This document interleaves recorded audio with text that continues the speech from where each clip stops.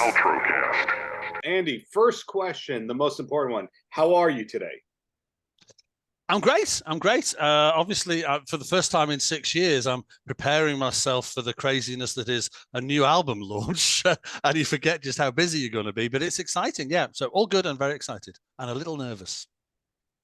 Well, the last time I had the pleasure of speaking with you, like about a year and a half ago, it was greatest hits season. And now it's a new album. So did you have it in the chamber? Did you know, hey, in a year and a half, there's going to be a new record back then? Yeah, it was on the way. I mean, basically, I when I spoke to you, we were still coming in and out of COVID lockdowns. But basically, yeah, due to COVID, I had nothing else to do but sit in this very room that I'm talking to you from now and write music because I rediscovered the power of total bloody boredom. And so the album exists, thank you to COVID. But yeah, I was waiting really for Paul to mix it. I was pulling an album together and programming and writing it during COVID, and Paul was moving house 4 times and making a baby. So I don't know which one of us was having more fun, but still. Well, that new record, Bauhaus Staircase, 12 songs are on it. Does that mean that you wrote 12 songs, or did you pare it down for 18 or 20 or something like that? I think I've made this analogy before that kind of like an artist who's been painting paintings for decades. In the corner of your studio, you've got stacks of canvases, and from now and again, you go back to them and go, yeah, it wasn't working, but let me see if I've got a new idea. So in my computer and in Paul's computer as well, we've always got stuff that we've just thrown onto the back burner and said, well, just kick that can down the road and see what happens.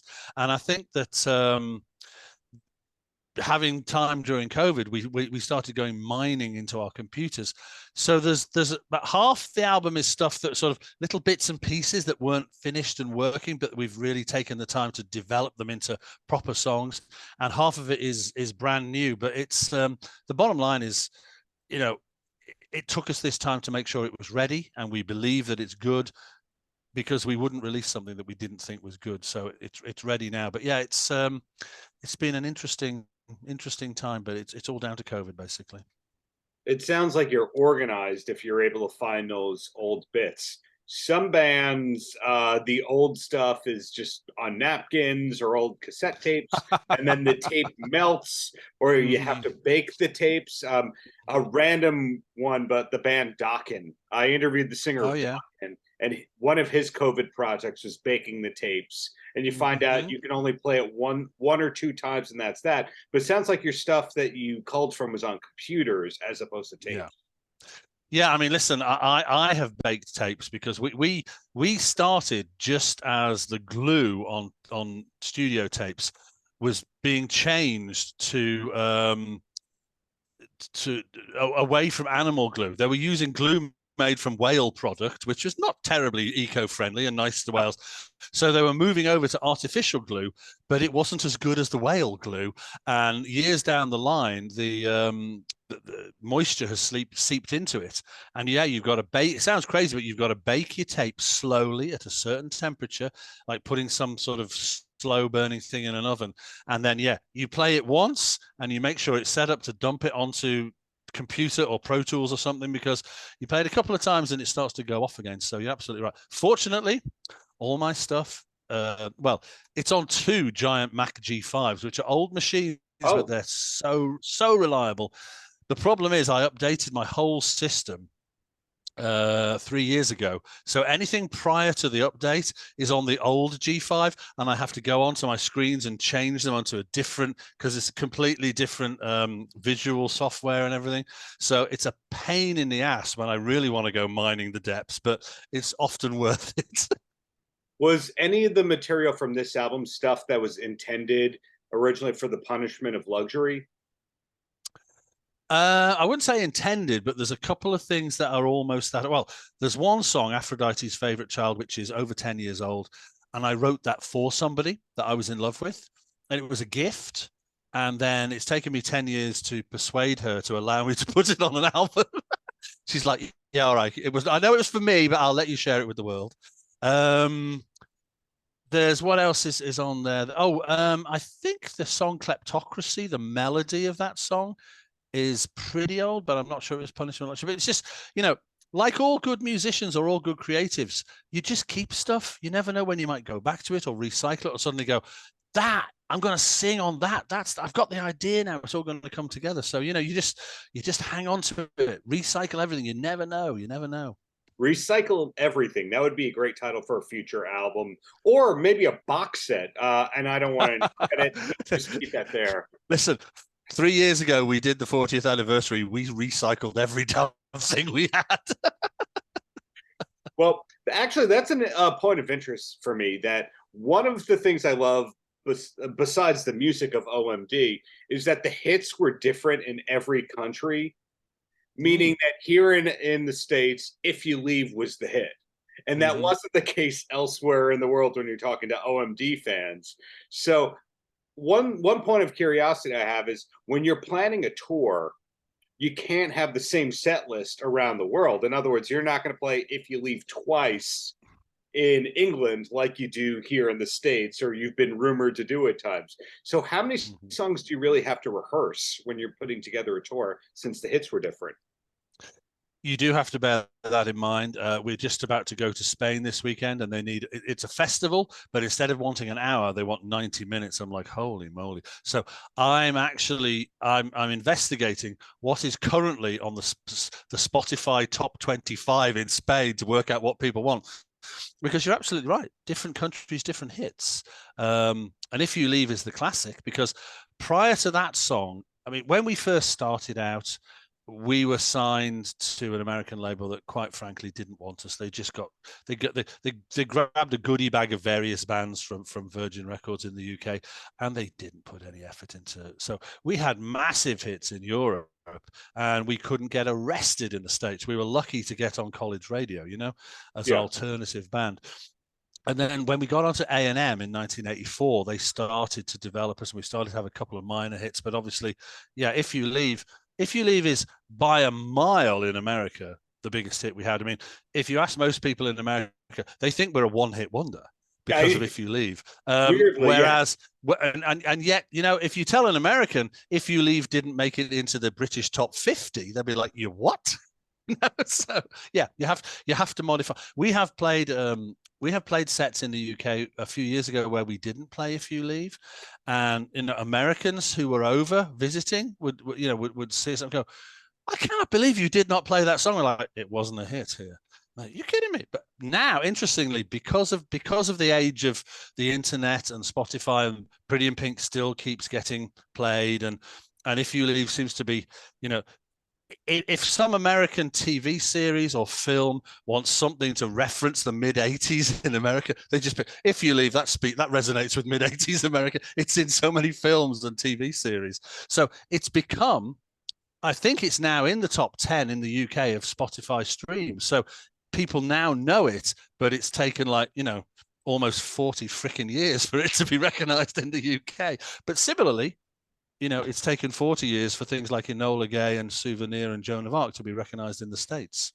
Hey, just so you know, I won a name that tune at a pub here from getting Enola Gay. So that was in the Name That Tune for the trivia. I can provide documentation for that. But I love they probably thought they were playing a really obscure track then, and only you got it, That may be true, but I did love the usage that you had in the Christopher Walken show, The Outlaws. One of your songs is the focal point to show the 80s in a way. So it really shows how many era-defining songs that OMD has had. So when they say, play 90 minutes here in Spain, it's probably about 60, 70 minutes of hits, 10 minutes of banter, 5 minutes of pretending to leave the stage to encore, and then another, maybe a cover of somebody who recently passed away, and there's your 90.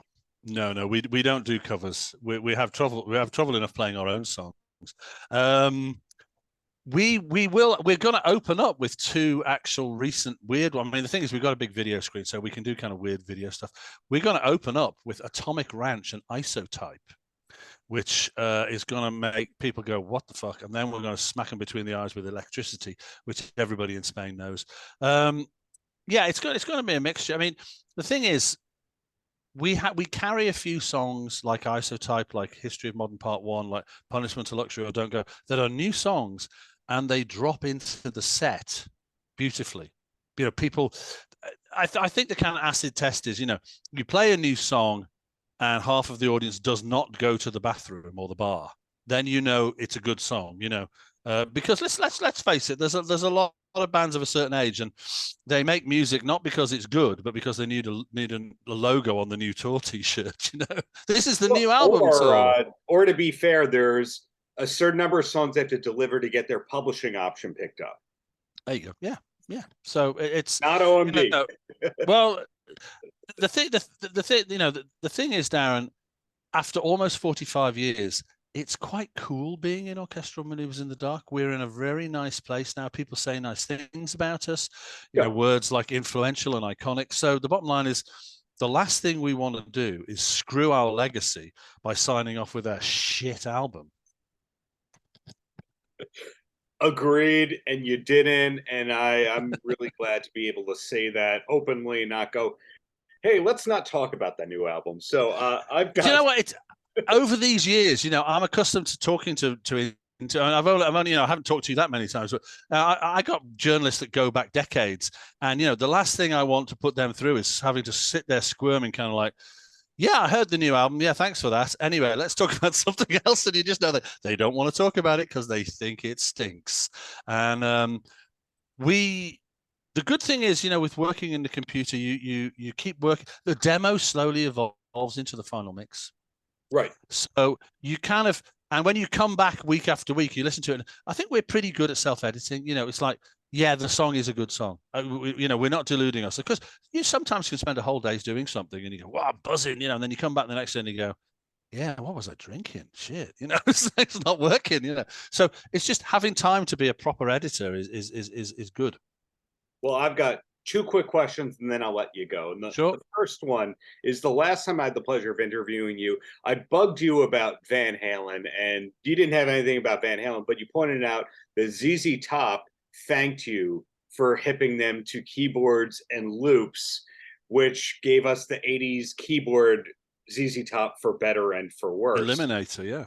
Now, did you get thanked long term in just a, hey, thank you very much, or a letter, or is it just one time it was small talk and it was 2 minutes on that end with ZZ Top? I can't remember how much detail I gave you when we last talked. Back in February 1980, when we released our first album, we did a TV show called The Old Grey Whistle Test, and they were in the studio. And I in particular was a pretentious little shite. And I treated them with contempt. They were a bunch of beardy blues has-beens as far as I was concerned. But they loved us. And I had no idea. And then years later, somebody said, oh my God, I've just been reading this biography about ZZ Top. And they credit you with giving them the move where you swing your guitar that they used in all the videos for Eliminator, and the going electronic. I'm like, wow, okay. So sometime in the mid-90s, I'm in a hotel in Paris, and I get in the elevator, and Billy Gibbons gets in. I'm like, okay, Billy, sorry to trouble you, man.